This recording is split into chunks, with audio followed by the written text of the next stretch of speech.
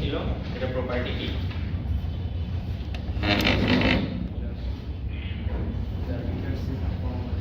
হ্যাঁ, রিকার্সিভ প্রপার্টিটা কি?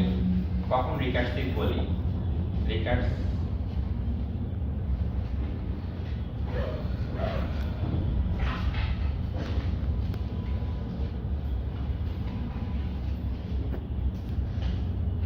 যে ফাংশনটা নিজে নিজেকে কল করে, এটা হচ্ছে রিকার্সিভ প্রপার্টি। সো আমাদের যদি একটা ফাংশন থাকে এরকম,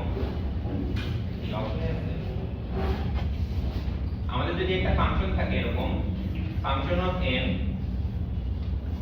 সমান function of n - 1 plus 2 to the power n, এরকম একটা ফাংশন যদি থাকে, এখন এই ফাংশনটা কি করতেছে? ফাংশন অফ n কে যখন আমি কম্পিউট করতে যাই, তখন সে ফাংশন অফ n - 1 কে কল করে আরেকটা কম্পিউট করার জন্য। তাহলে একটা ফাংশন f তার ভ্যালু কম্পিউট করার জন্য সে নিজেকে আরেকবার কল করতেছে একটা ডিফারেন্ট ভ্যালু দিয়ে। এই যে প্রপার্টি নিজে নিজেকে কল করা, এটাই হচ্ছে রিকার্সিভ প্রপার্টি।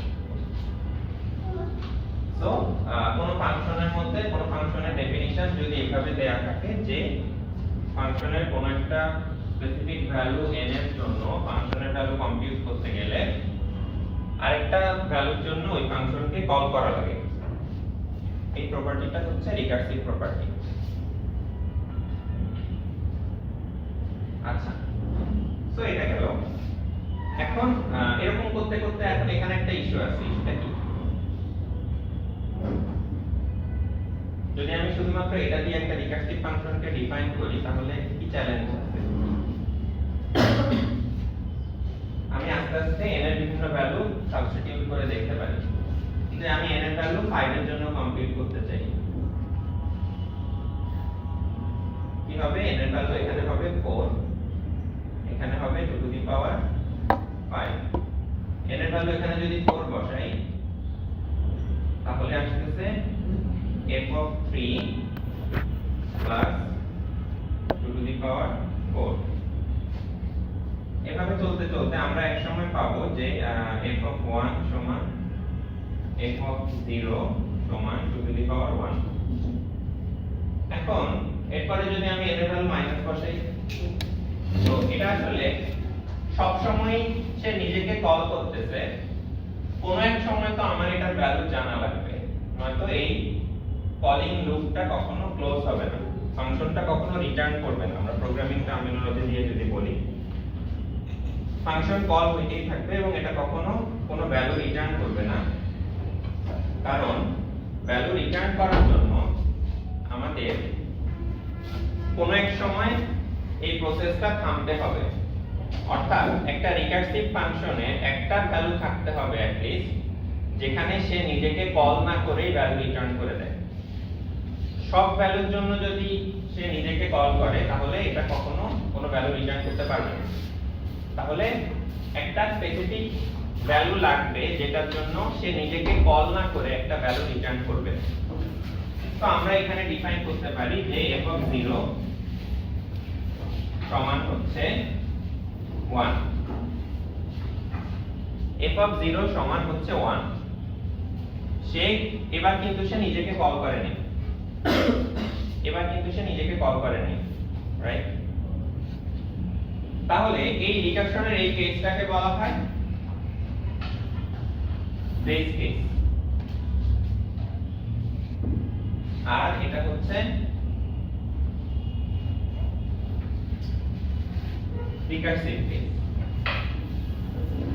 বাই ডিফল্ট ফাংশনটা হচ্ছে সব সময় নিজে নিজেকে কল করে, কিন্তু একটা স্পেসিফিক ভ্যালু যখন ফাংশনটা নিজে নিজেকে কল করে না, ওই ফাংশনটাকে ওই কেসটাকে আমরা বলবো বেস কেস।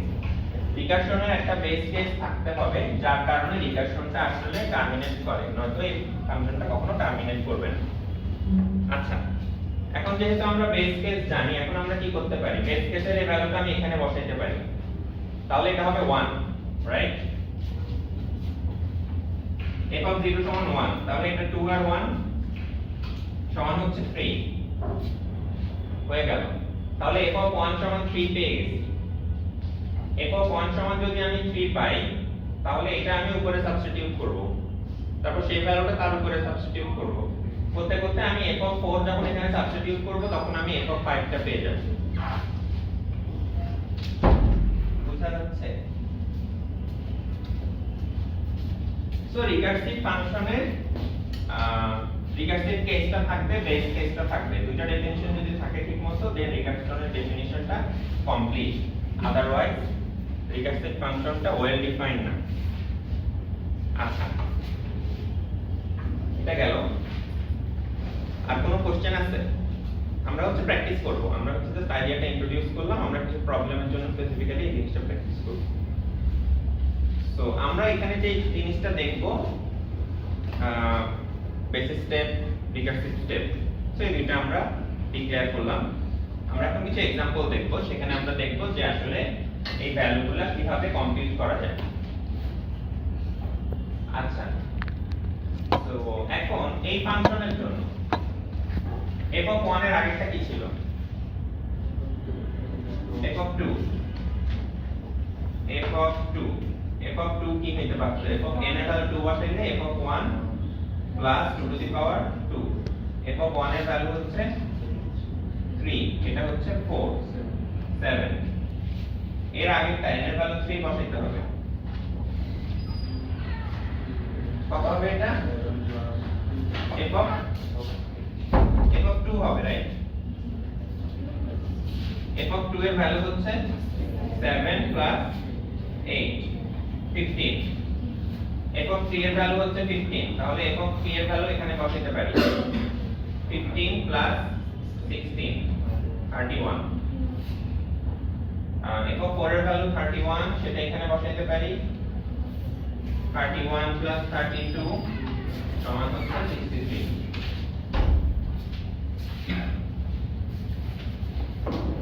তাহলে আমাদের রিকারশনের কলটা আমরা যদি প্রোগ্রামিং ল্যাঙ্গুয়েজ দিয়ে ইমপ্লিমেন্ট করি তাহলে কিন্তু রিকারশনের কলটা এভাবেই কাজ করবে। প্রথমে f of 5 f of 4 K call করবে, f of 4 কোনো ভ্যালু রিটার্ন করতে পারতেছে না কারণ সে আগে f of 3 কে কল করবে, f of 3 f of 2 K call করবে, এবং করতে করতে f of 0 তে যখন কল হবে তখন দেখবে একটা ভ্যালু আসছে, কাজে ও ভ্যালুটা রিটার্ন করা শুরু করবে। রিটার্ন করে f of 0 এর ভ্যালুটা এখানে রিটার্ন করে f of 1 পাবে, f of 1 এর ভ্যালু এখানে রিটার্ন করে f of 2 পাবে, এবং করতে করতে f of 5 কমপ্লিট হবে। সো আমাদের প্রোগ্রামিং পার্সপেক্টিভ থেকে রিকারশনের কলটা এখান থেকে শুরু হয়ে এই পর্যন্ত আসবে, এরপর আবার রিটার্ন করা শুরু হয়ে উপরে f of 5 পর্যন্ত ফেরত যাবে। রিকারশনের ভ্যালুগুলো এভাবে কম্পিউট হয়। আচ্ছা, রিকারসিভ ফাংশনে বোঝা গেছে। আমরা এই কাজটা কয়েকটা প্রবলেমের জন্য করব। আচ্ছা, এখন এই প্রবলেমটা, এই ফাংশনটা রিকারশন ছাড়া এই ফাংশনটাকে ডিফাইন করা যায় তো কিনা?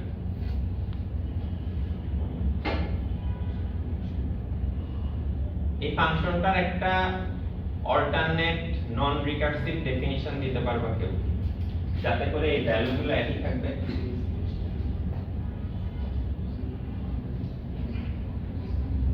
এই ফাংশনটার নন রিকারসিভ ডেফিনিশন কি দেয়া সম্ভব, যেখানে কোনো রিকারশন ছাড়া আমরা ভ্যালুগুলো কমপ্লিট করতে পারবো?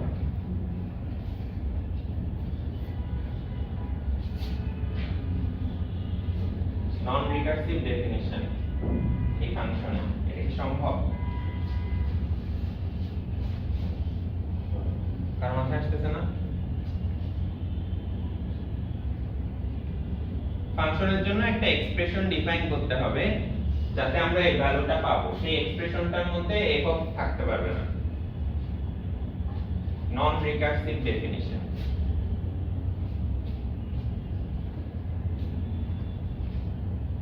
নন recursive definition.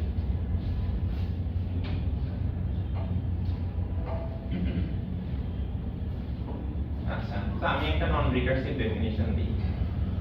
f of n হচ্ছে to the power n plus 1 minus 1,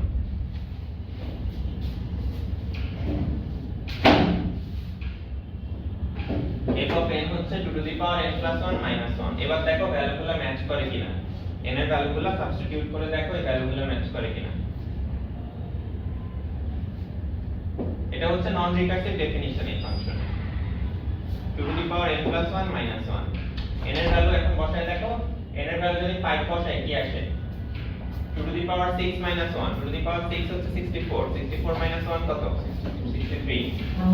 2 to the power 5 minus 1, 2 to the power 5 হচ্ছে 32, 32 মাইনাস 1 হচ্ছে 31। তাহলে এই ফাংশনটার একটা নন রিকার্সিভ ডেফিনিশনও কিন্তু আছে। সো একটা ফাংশন রিকারশন দিয়ে ডিফাইন করলে যে এটা কোনো ক্লোজড ফর্ম নাই, এটাকে আমরা বলি closed form.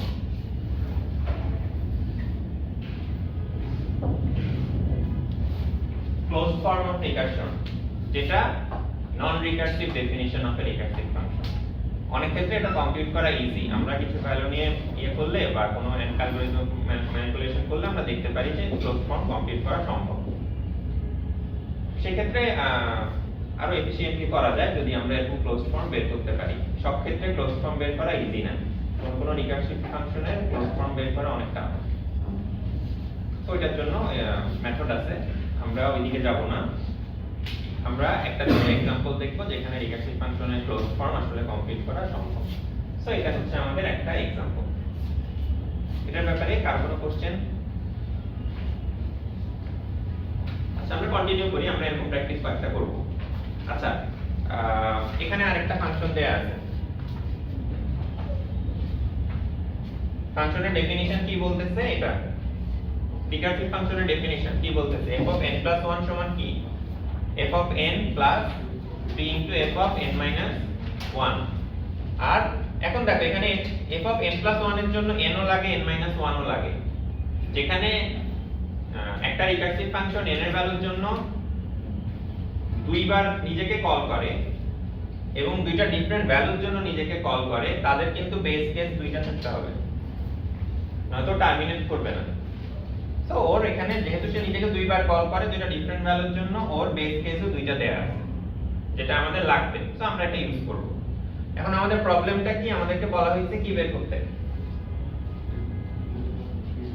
f of 2, f of 3, f of 4, f of 5 এগুলো আমাদেরকে কম্পিউট করতে বলা হয়েছে। সো আমরা যে কাজটা করলাম এখানে আমরা সেই জিনিসটাই আরেকবার করব।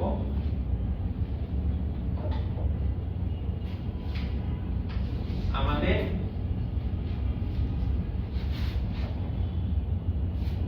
আচ্ছা তো আমাদের f of 2, 3, 4, 5 এগুলো কম্পিউট করতে বলা হয়েছে। আমরা লিখে ফেলি। আমাদের f of n plus 1 সমান কি? একটু বলো। f of n plus 3 into f of n minus 1। আচ্ছা f of 0 কত? f of 0 হচ্ছে -1। f of 1 কত? 2। f of 1 হচ্ছে 2। ফাইন। আচ্ছা এখন আমাদেরকে বলছে f of 2 কম্পিউট করতে। তাহলে ধরা যাক যে এটা হচ্ছে এক নাম্বার ইকুয়েশন, রাইট? তাহলে আমি n এর ভ্যালু 2 দিলে কি পাচ্ছি? সরি n এর ভ্যালু 1 দিতে হবে f of 2 কম্পিউট করার জন্য। f of 2 কম্পিউট করার জন্য n এর ভ্যালু কত দিতে হবে? 1 দিতে হবে, রাইট? তো আমরা n এর ভ্যালু 1 দিই। n এর ভ্যালু 1 দিলে আমি পাচ্ছি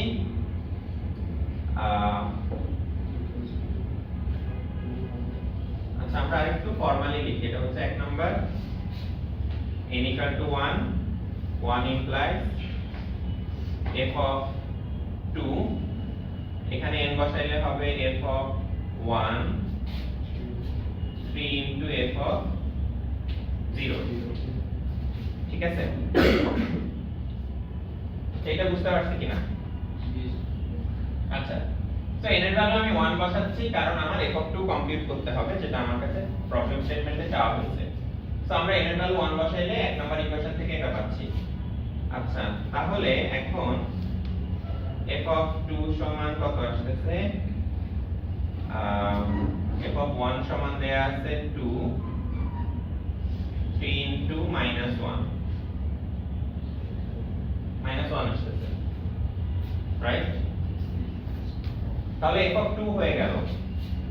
এবার আমি f of 3 কম্পিউট করতে চাই, সেটার জন্য আমি যেটা করব n এর ভ্যালু 2 বসাবো।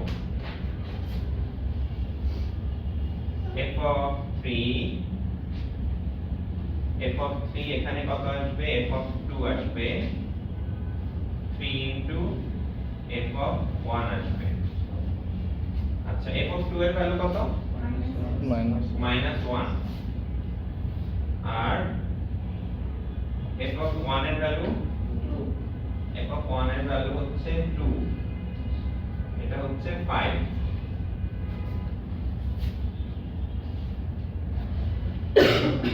এগুলো সিম্পল, কোন স্টেপে কনফিউশন থাকলে বুঝে নাও। ইকুয়েশন বুঝতে সমস্যা হওয়ার কথা না।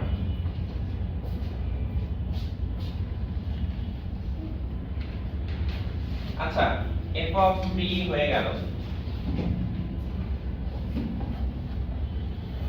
এবার আমরা করব f of 4। f of 4 এর জন্য আমার n এর ভ্যালু লাগে হচ্ছে 3। f of 4 আমার ইকুয়েশনে যদি বসাই আমার আসবে f of 3 plus 3 into f of 2। এরপরে f of 3 কত? f of 3 আসছে হচ্ছে 5। f of 2 কত আসছে? -1। সো এটা আসছে 2। f of 4 এর ভ্যালু আসছে 2। আর কোনটা বাকি আছে? f of 5 চাইছে। ওকে, তাহলে আমরা আরেকবার করতে হবে। আমি করে ফেলি দ্রুত। n equal to 4 f of 5, এটা হচ্ছে f of 4 plus 3 into f of 3। f of 4 হচ্ছে 2, 3 into f of 3 হচ্ছে 5, 17।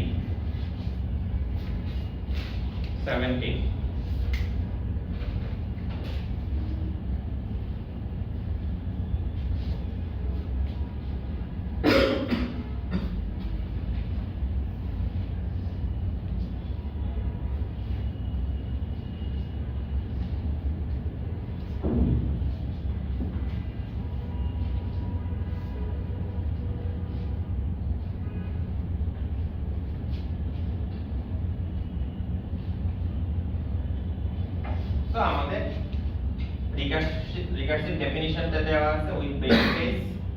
আমরা যে ভ্যালুগুলো আমাদেরকে কমপ্লিট করতে বলা হয়েছে আমরা সেগুলো কমপ্লিট করে ফেললাম।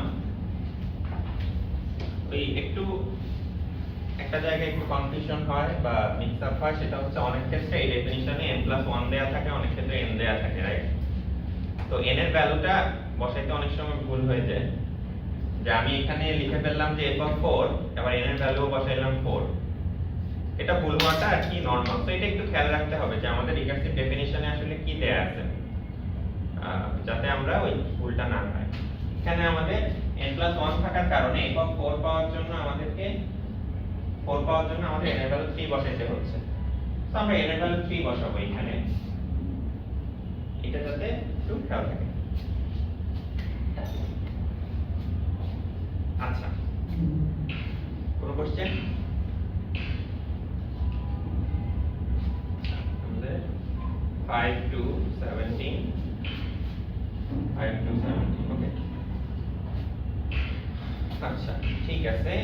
एग्जांपल 2 টা একই রকম ভাবে করা যাবে। প্রবলেম 3 ও তেমন কিছু না। एग्जांपल 4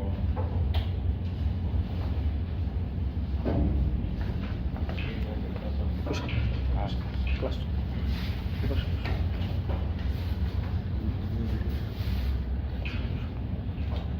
আচ্ছা,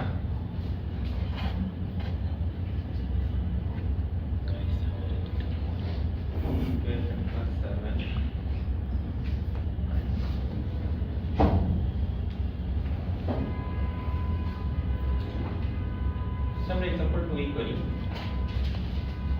আচ্ছা, এটা হয়ে গেছে, মুছে দিলাম।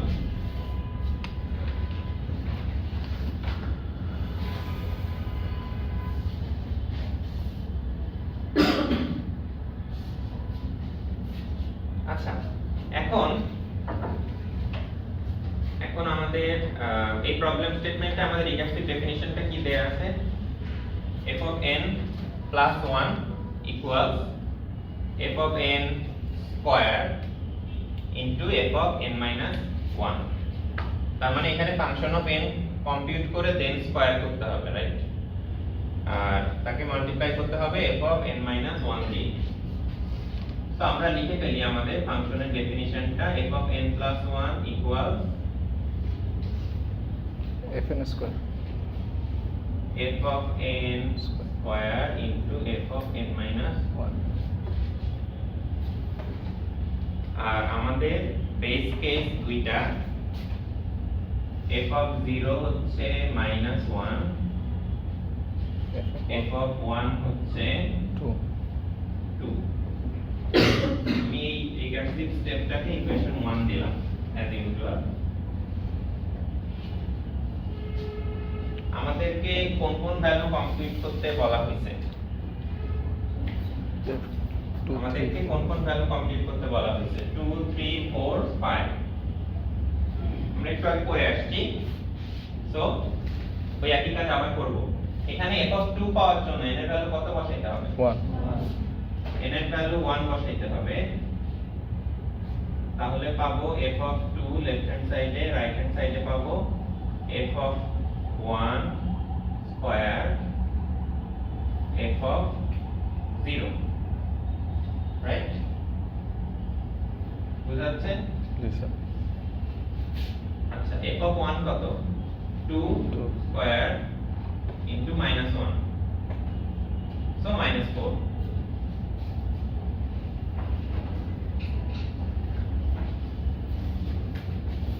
f of 2 চলে আসলো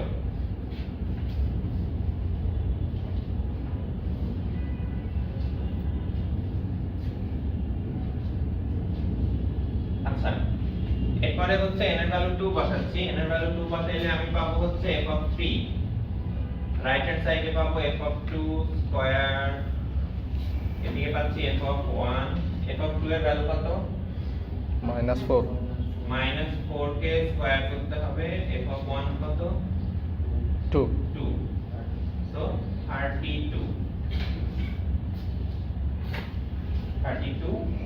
চলে আসছে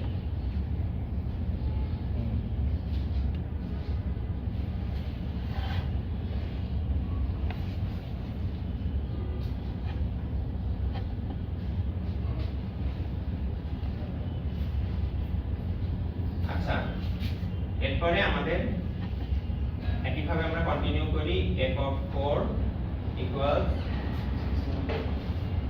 f of 3 square into f of 2 f of 3 এর ভ্যালু কত 32 square into f of 2 হচ্ছে -4 to the power 10 to the power 12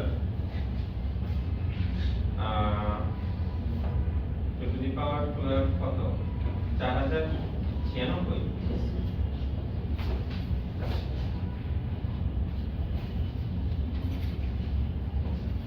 4096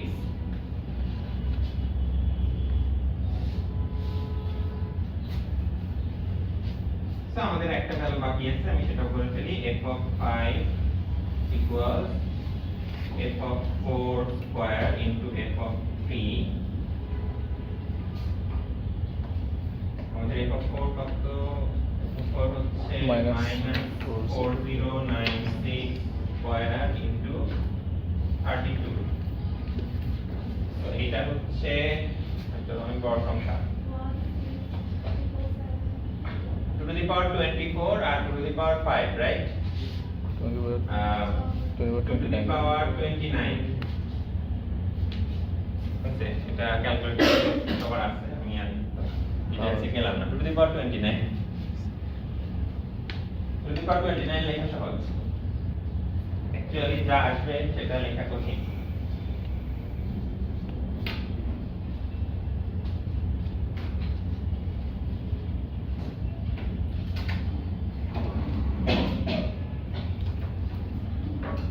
পাওয়ার গুলা ওই 2 এর পাওয়ারগুলো হচ্ছে মনে রাখতে পারলে সুবিধা হবে অনেক। কম্পিউটার সায়েন্সের জন্য 2 এর পাওয়ার 1 থেকে শুরু করে 20 পর্যন্ত বা at least 12 পর্যন্ত, 12 না, টু দি পাওয়ার 15 পর্যন্ত মনে রাখতে সুবিধা হয়। কারণ হচ্ছে এসে পড়ে একটা হচ্ছে প্রোগ্রামিং ল্যাঙ্গুয়েজে মানে 2 এর পাওয়ারের অনেক কিছু আছে, বাইট, বিট, ভ্যারিয়েবল সাইজ, তারপরে হচ্ছে অপারেটিং সিস্টেম কোর্সে গেলে সেখানে মেমোরি ডিসকাশন আছে, প্রসেসর, রেজিস্টার, কম্পিউটার আর্কিটেকচার কোর্সে লাগে। তো এই ধরনের অনেক কোর্সের ম্যাথ আছে যেখানে কনস্ট্যান্টলি 2 এর পাওয়ার বারবার হচ্ছে চলে আসে। তো আমাদের একজন স্যার আমাদের একটু বলতেন যেগুলো হচ্ছে ইম্পর্টেন্ট ইনফরমেশন, সেগুলো হচ্ছে ক্যাশ মেমোরিতে রাখা। ক্যাশ মেমোরি মানে হচ্ছে আমাদের কম্পিউটারে যে থাকে, র‍্যাম তো এক ধরনের মেমোরি, বাট সবচেয়ে ফাস্ট যে ইনফরমেশনটা অ্যাক্সেস করা যায় সেটা হচ্ছে ক্যাশ, প্রসেসরের ক্যাশ। র‍্যামের অ্যাক্সেস স্পিড হচ্ছে ক্যাশের অ্যাক্সেস স্পিড অনেক বেশি। তো 2 এর পাওয়ারগুলো হচ্ছে ক্যাশ মেমোরিতে রাখতে হবে। আচ্ছা, এটাতে কার কোনো কনফিউশন আছে? হ্যাঁ, ও আচ্ছা, এটা ওই যে বললাম যে ক্যাশ মেমোরি থেকে বলতেছি। 4096 যেভাবে বলছিলাম, এটা হচ্ছে 2 টু দি পাওয়ার 5, তো 2 to the power 5 K square করলে কি 2 টু দি পাওয়ার 25 হবে, পাওয়ারে মাল্টিপ্লাই হয়। 2 to the power 5 K square করলে 2 টু দি পাওয়ার 10 হবে, পাওয়ারে গুণ হয়। আর এটা হচ্ছে 2 টু দি পাওয়ার 2, তাহলে এটা হচ্ছে 2 টু দি পাওয়ার 10, এটা হচ্ছে 2 to the power 2, 2 to the power 12। 2 to the power 12 কে আমি স্কয়ার করতেছি, আবার পাওয়ারে গুণ হবে, 2 টু দি পাওয়ার 24। আর এটা হচ্ছে 2 টু দি পাওয়ার 5, 5 আর 24 যোগ হবে। মাল্টিপ্লিকেশনের সময় পাওয়ার যোগ হয়, পাওয়ারের উপর পাওয়ার থাকলে গুণ হয়। সো এটা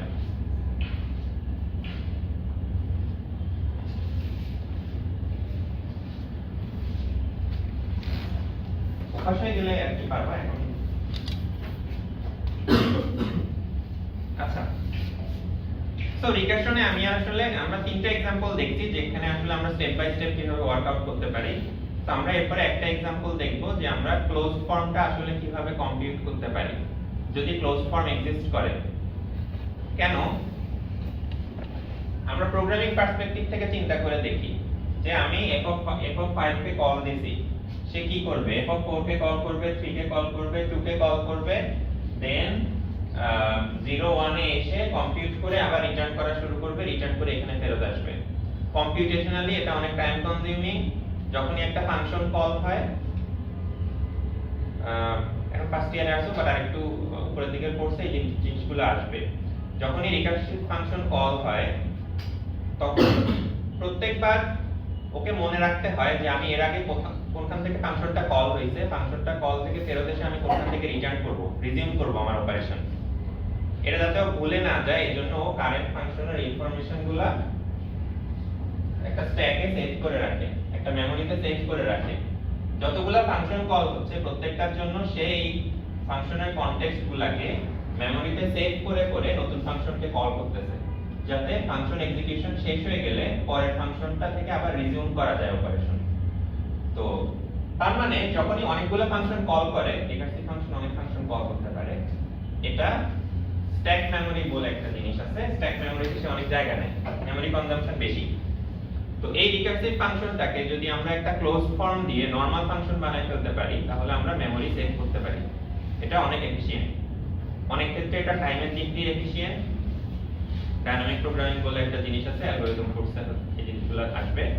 তো এটা টাইমের দিক দিয়ে, টাইম কমপ্লেক্সিটির দিক দিয়ে এফিশিয়েন্ট, মেমোরির দিক দিয়ে এফিশিয়েন্ট, কারণ সে ফাংশন রিপিটেড ফাংশন কলের জন্য মেমোরিতে যে স্ট্রেসটা পড়ে সেটা অ্যাভয়েড করতে পারে।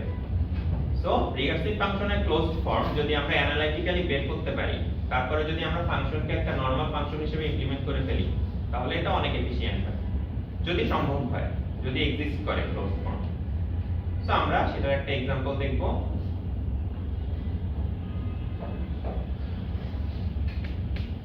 সো আমাদের এইখানে একটা প্রবলেম আছে, যেটা হচ্ছে function of n + 1 = 2 * function of n + 3। আর বেস কেস হচ্ছে ফাংশন অফ 0 সমান 3। এখন আমাদেরকে বলা হয়েছে 1 2 3 4 কম্পিউট করতে, ঠিক আছে? এখন আমরা এটা করব, বাট আমরা ভ্যালু ইউজ করে করে করব না, আমরা চেষ্টা করব এটার একটা ক্লোজড ফর্ম সলিউশন কম্পিউট করতে। তো আমাদের ফাংশনটা ছিল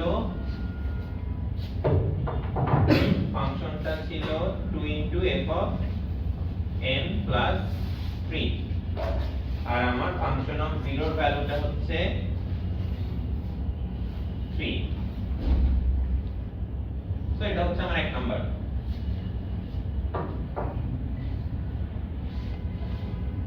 বুঝাচ্ছে? আচ্ছা, এখন আমরা কি করতে চাই? আমরা এটা ডিরেক্টলি ভ্যালুগুলো বের করতে চাই না, বরং আমরা একটা নন রিকার্সিভ ক্লোজড ফর্ম সলিউশন বের করতে চাই। তো আমরা এটা কিভাবে করতে পারি? আমরা এখানে লিখলাম f of n plus 1 2 into f of n plus 3। আচ্ছা, এখন এই ইকুয়েশনে n এর ভ্যালু যদি n 1 বসানো হইতো, n এর জায়গায় যদি n 1 বসানো হইতো, ইকুয়েশনটা কি আসতো? f of n f of n equals 2 into of f of n 1 plus 3 3, এটা আসতো, রাইট? f of n কে পাইতে হইলে f of n 1 কে কল করতে হবে, যেভাবে f of n plus 1 পাইতে n কে কল করতে হবে। এখন এই ভ্যালুটা আমি এখানে সাবস্টিটিউট করতে পারি, f of n এর জায়গায় এই ভ্যালুটা সাবস্টিটিউট করতে পারি, রাইট? f of n এর ভ্যালু তো এটা, তাহলে ওটা এখানে সাবস্টিটিউট করে দিই। তাহলে আমাদের আসছে 2f 2 into f of n 1 plus 3 plus 3 plus 3 এরপরে আরেকটা প্লাস 3। আচ্ছা, তাহলে আমি এবার একটু মাল্টিপ্লাই করে দিই, 2 square into f of n 1 এরপরে হচ্ছে 6 plus 3। আচ্ছা, তাহলে 2 into 3 plus 3। আমি এটা যোগ করে দিলাম না, কারণ আমার দেখা দরকার যে এটা কোন ফর্মুলার মধ্যে পড়ে কিনা। যেহেতু আমার মুখস্থ নাই, কারণ অনেক ক্ষেত্রে এই যে মাল্টিপ্লিকেশনটা বারবার হচ্ছে, এটাও কোনো একটা ফর্মুলার মধ্যে পড়েছে, যেটা আমাদেরকে হেল্প করবে। কাজেই শুরুতেই আমি ভ্যালুটা কম্পিউট করলাম না, বাই চান্স যদি কাজে লাগে। আচ্ছা, এবার n 1 এর জায়গায় কি বসানো যায়? এই ইকুয়েশনে n এর জায়গায় n 1 হইলে কি হইতো? f of n 1 যদি হইতো, তাহলে আসতো f of n 2 plus 3। তার মানে f of n 1 এর জায়গায় ওই ভ্যালুটা কম্পিউট করা যাবে, ওই ভ্যালুটা সাবস্টিটিউট করা যাবে। f of n 1 এর জায়গায় কি হচ্ছে? 2 into f of n 2 plus 3 2 into 3 plus 3। 2 square দিয়ে মাল্টিপ্লাই করলে এটা কত হবে? 4 2 cube. cube 2 cube into function of n 2 plus 2 square দিয়ে এটাকে মাল্টিপ্লাই করা যাবে, কাজেই 2 square into 3 plus 2 into 3 plus 3।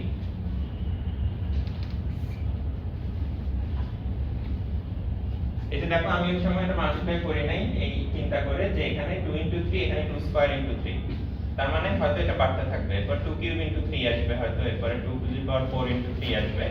এটা আমরা এখন অ্যান্টিসিপেট করতে পারতেছি। আচ্ছা, আমরা আরেকবার করব, আমরা আরেকবার এই কাজটা করব, তারপরে আমরা একটা ফর্মুলা লিখে ফেলবো। n 2 এর জন্য কি লেখা যায়? এখানে n এর জায়গায় n 2 বসলে 2 into f of n 3 plus 3। এটা লিখতে হবে এমন না, এটা জাস্ট আমি, যেহেতু আমরা ক্লাসে প্রথমবার এই জিনিসটা দেখতেছি, এটা ভিজুয়ালাইজেশনের সুবিধার জন্য লিখতেছি। এটা আসলে এখানে ডাইরেক্টলি সাবস্টিটিউট করা যায়, ইকুয়েশন লেখাই আছে। আচ্ছা, 2 কিউব এটা কত? 2 into f of n 3 plus 3, এদিকে আছে 2 স্কয়ার 2 into 3 plus 3। এবার আসতেছে 2 to the power 4 into function of n minus 3 plus 2 cube into 3 plus 2 square into 3 plus 2 into 3 plus 3। আচ্ছা, এটা তো সেট করো 2 to the power 4 into function of n minus 3। এখান থেকে কিছু কমন নেওয়া যায়? 2 হ্যাঁ, কমন নিব কোনটা? 3 কমন নিব, right. 2 to the power 4 into n minus 3, আর এখান থেকে যদি আমি 3 কমন নিই তাহলে আমার ইকুয়েশনটা আসতেছে 2 to the power 2 cube plus 2 square plus 2 to the power 1 plus 1। 1 মানে কিন্তু 2 টু দি পাওয়ার 0। 0। এখন কিন্তু আমি একটা ফর্মুলা একটা ইন্ডিকেশন পাচ্ছি। এইবার আমার এই ইন্ডিকেশন কত পর্যন্ত কল হবে? যতক্ষণ না পর্যন্ত f অফ 0 আসে, রাইট? তাহলে এবার আমাকে বলো n+1 থেকে n-3 তে আসতে আমরা কত স্টেপ কমপ্লিট করছি? 4 স্টেপ। প্রত্যেক স্টেপে n এর ভ্যালু 1 কমছে। n+1 থেকে n-3 তে আসছি, 4 স্টেপ কমপ্লিট করছি, রাইট? 4 স্টেপ কমপ্লিট করলে এখানে 2 এর পাওয়ার আসে 4, আর এই সামেশনে 2 এর পাওয়ার আসে 3 পর্যন্ত, রাইট? আচ্ছা, তাহলে n+1 থেকে 0 তে যাওয়ার জন্য কতগুলো স্টেপ নেওয়া লাগবে? n+1 থেকে 0 তে আসার জন্য কতগুলো স্টেপ নেওয়া লাগবে?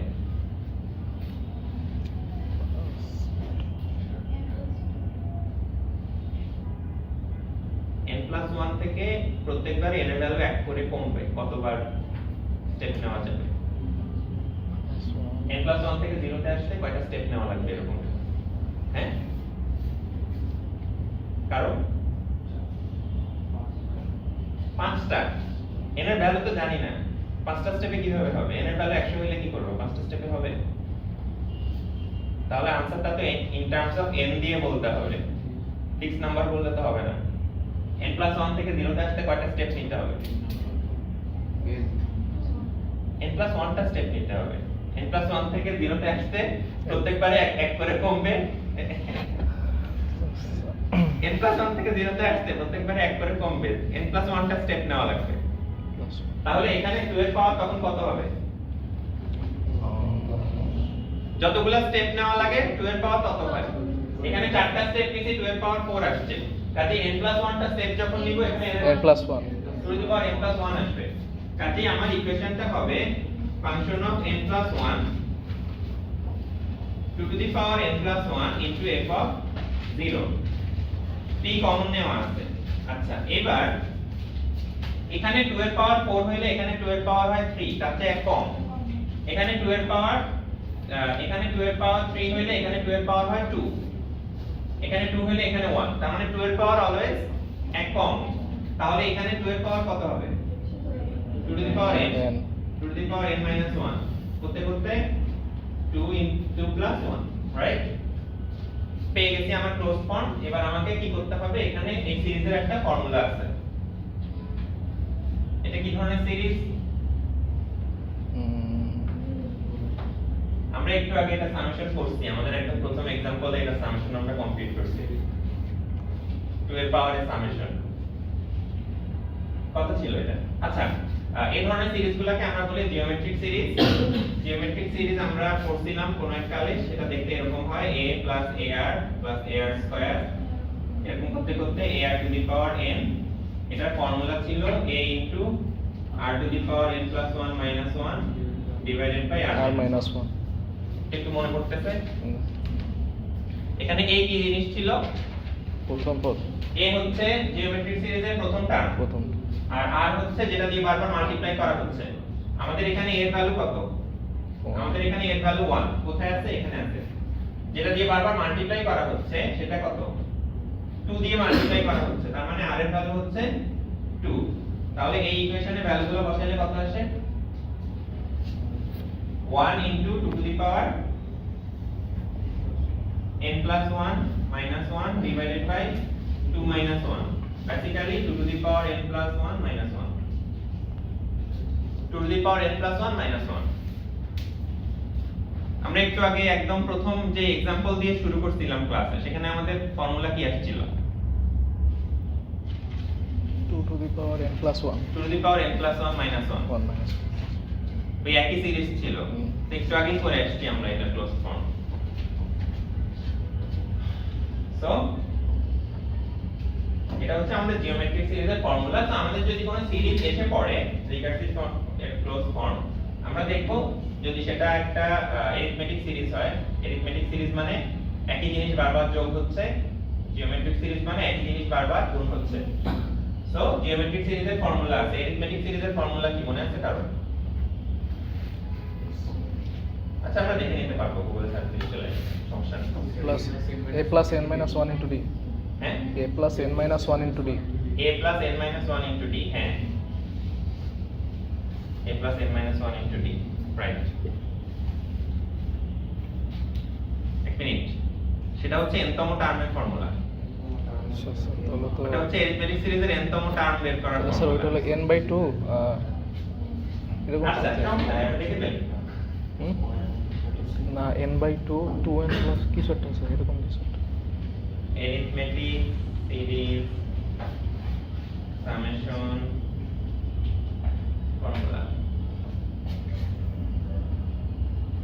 বুঝেছি স্যার n by 2 এই যে এইটা n by 2 n by 2 into a plus n minus 1 1 into into d, এই যে এইটা ছিল আমাদের অ্যারিথমেটিক সিরিজের ফর্মুলা। আর a plus 1 n minus 1 into d যেটা বলছে এটা হচ্ছে n তম টার্মের ফর্মুলা।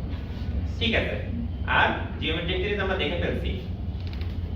n তম টার্ম হচ্ছে a into r to the power n minus 1 R summation হচ্ছে a into, আচ্ছা এখানে 1 থেকে r কে বিয়োগ করছে, এটা কখন করি মনে আছে? স্যার আর এর ভ্যালু যদি 1 এর r এর চেয়ে ভ্যালু 1 থেকে ছোট হলে, ছোট হবে আর আমাদের এখানে r এর ভ্যালু 1 থেকে বড়, বড়। কাজেই ওইটা আগে আসবে। আচ্ছা ঠিক আছে, তো এগুলো আমরা এসএসসি আগে করে আসছি, আমরা এখন জাস্ট ইউজ করলাম কনসেপ্টটা। আচ্ছা এখন আমাদের এখানে, তাহলে এখানে কত বসাবো? 2 to the power n plus 1 minus 1। কাজে আমরা ক্লোজ ফর্মটা পেয়ে গেছি। ফাংশন অফ n plus 1 সমান হচ্ছে 2 to the power n plus 1। আচ্ছা f of 0 এর ভ্যালু কত? স্যার 3 3। কাজে আমি 3 টা বসায় দিলাম। 3 into 2 to the power n plus 1 আর হচ্ছে, আর এদিকে আছে 3 into 2 to the power n plus 1 minus 1। আরো কমন যায় নাকি? Yes, 3 কমন যাচ্ছে এই ম্যাথ শেষ হচ্ছে না। আচ্ছা 2 to the power n plus 1 common যাচ্ছে, 2 to the power n plus 1 common যাচ্ছে, এখানে minus 1। এই দুটো যোগ করলে কি হয় কেউ বলতে পারবা? 2 to the power n plus 1 plus 2 to the power n plus 1 যোগ করলে কি হয়? 2 to the power n plus 2 minus 1। তো এটা হচ্ছে আমাদের ফাইনাল সবচেয়ে কমপ্রেসড ক্লোজ ফর্ম। তাহলে এই ফাংশনটা যদি আমরা এখন ইমপ্লিমেন্ট করতে যাই, আমরা সিম্পলি কি করব? 2 এর পাওয়ার কম্পিউট করে এক লাইনে রিটার্ন করে দিব just. Time complexity order of 1, memory complexity order of 1। Order of 1 কি জিনিস এটা একটু আমরা পরে দেখব, বাট এটা হচ্ছে সবচেয়ে এফিশিয়েন্ট ফাংশন হবে যখন যদি আমরা এটা প্রোগ্রামিং ল্যাঙ্গুয়েজ দিয়ে ইমপ্লিমেন্ট করি। তো ক্লোজ ফর্ম বের করার প্রসেসটা সবসময় ইজি না, বাট এটা বের করার ইনসেনটিভ কি, আমরা কেন করতে চাই? আমাদের প্রোগ্রামিং পার্সপেক্টিভ থেকে বলা যায় যে টাইম এবং মেমরি কমপ্লেক্সিটিকে অনেক কমানো যায়। আমার ফাংশনটা এক্সিকিউশনের সময় কি পরিমাণ মেমরি কনজিউম করবে, কতক্ষণ সময় লাগবে, সেটাকে অনেক কমানো সম্ভব যদি আমরা এরকম একটা analytical close form formula compute করতে পারি। আচ্ছা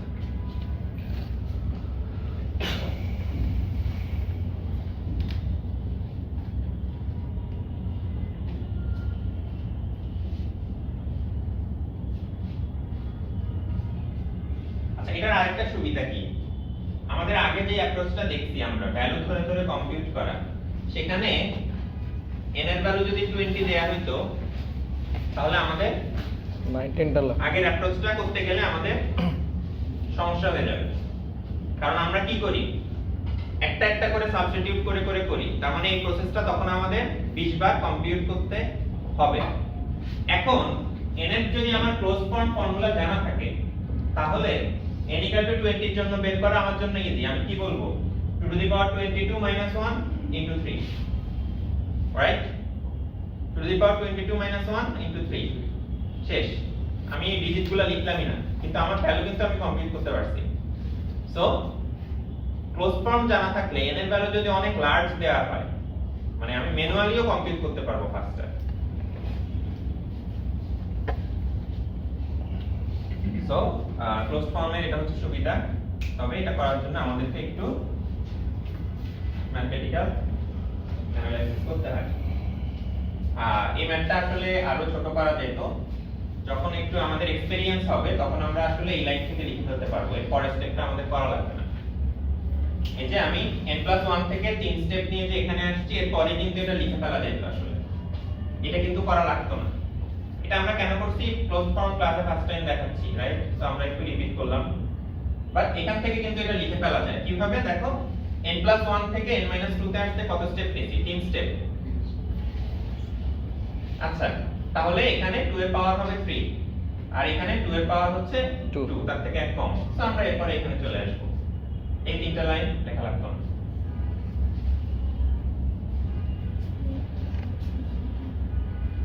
নরমালি প্যাটার্নটা বোঝার জন্য 3 স্টেপের বেশি লাগে না, 4 স্টেপ আমরা নিলাম, আমরা ফার্স্ট টাইম করতেছি, সো আমরা একটু প্র্যাকটিস করলাম। আচ্ছা, এখন এবার এখানে একটা কথা বলার আছে, সেটা হচ্ছে আমাদের এখানে ইকুয়েশনটা দেখতে অনেক এইরকম যদি হয়, রিকার্সিভ ফাংশনের ফর্মুলাটা যদি এরকম হয়, f of n+1 সমান a into f of n plus b, a আর b হচ্ছে কনস্ট্যান্ট। এটা কিন্তু এই ফরম্যাটে দেখতে, তাই না? তো এই ফরম্যাটে দেখতে রিকার্শনগুলো ক্লোজ ফর্ম বের করা নরমালি ইজি হয়।